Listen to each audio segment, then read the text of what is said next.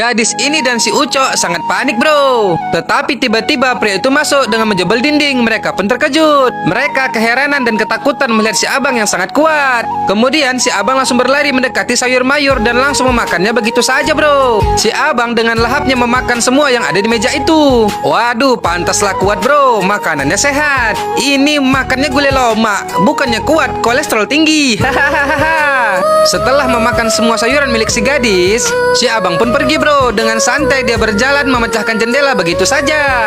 Sedangkan si gadis dia masih ketakutan melihat pria itu yang berayun menaiki pohonnya lagi. Dan akhirnya pria itu bersantai lagi setelah perutnya kenyang bro. Melihatnya si Ucok dan gadis itu pun sedikit tenang. Si gadis duduk sejenak untuk mengatasi ketakutannya. Karena dia melihat pria itu sedang sibuk membuat sesuatu. Ternyata yang dibuat oleh pria itu adalah sebuah panah bro. Dan saat itu juga si gadis akan menonton televisi. Ternyata siarannya adalah kumpulan singa.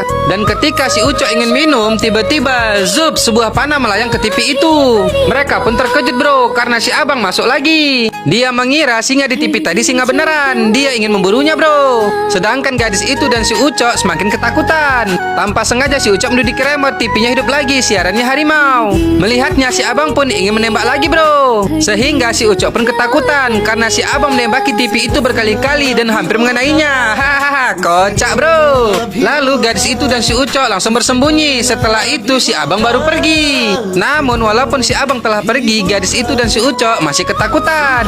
Mereka menjerit saat si abang memecah kaca. Hahaha, kocak-kocak bro. Sedangkan di tempat lain, di tempat asal si abang, para polisi sedang mencarinya. Mereka bertanya kepada dokter ini di mana si abang sekarang. Dokter itu pun memberitahukannya bro, bahwa si abang sedang berada di Chennai. Lalu keesokan harinya terlihat gadis itu sedang mencari sesuatu. Ternyata dia mencari bagaimana caranya menjinakkan binatang buas bro. Dia terus mencarinya sehingga dia tersenyum. Setelah itu dia menyiapkan makanan agar memancing si abang untuk masuk ke dalam rumah. Seketika itu juga si abang langsung melompat karena mencium aroma makanan itu.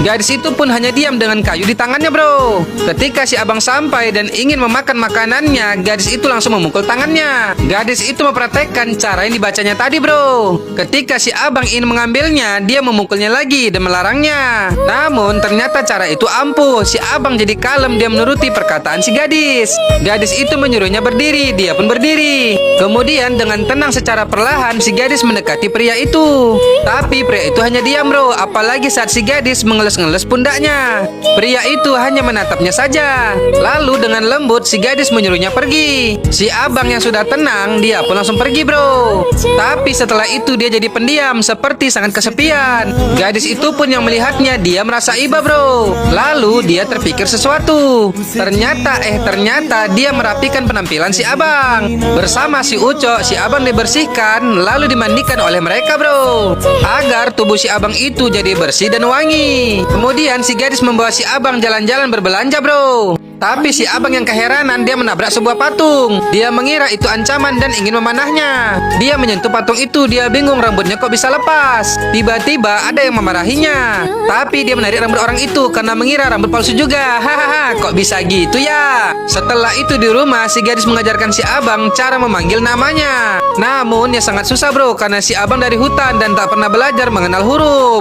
Dan karena tak bisa juga, si abang kembali lagi ke tempat tidurnya. Wadidaw, semakin menarik ceritanya ini bro.